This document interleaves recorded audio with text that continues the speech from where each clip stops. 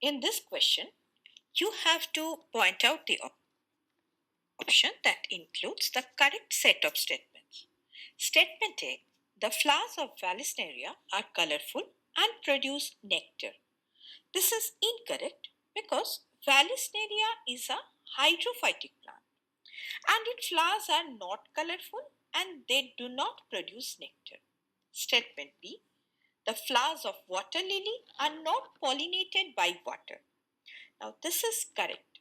Water lilies are pollinated by insects or wind, but not by water.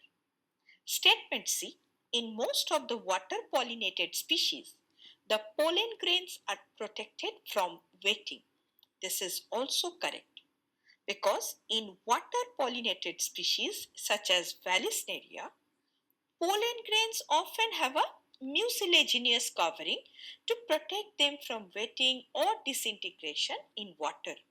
Statement D: pollen grains of some hydrophytes are long and ribbon-like.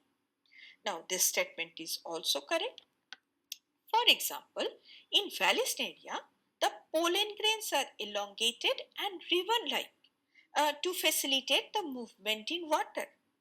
And statement E: in some hydrophytes, the pollen grains are carried passively inside water.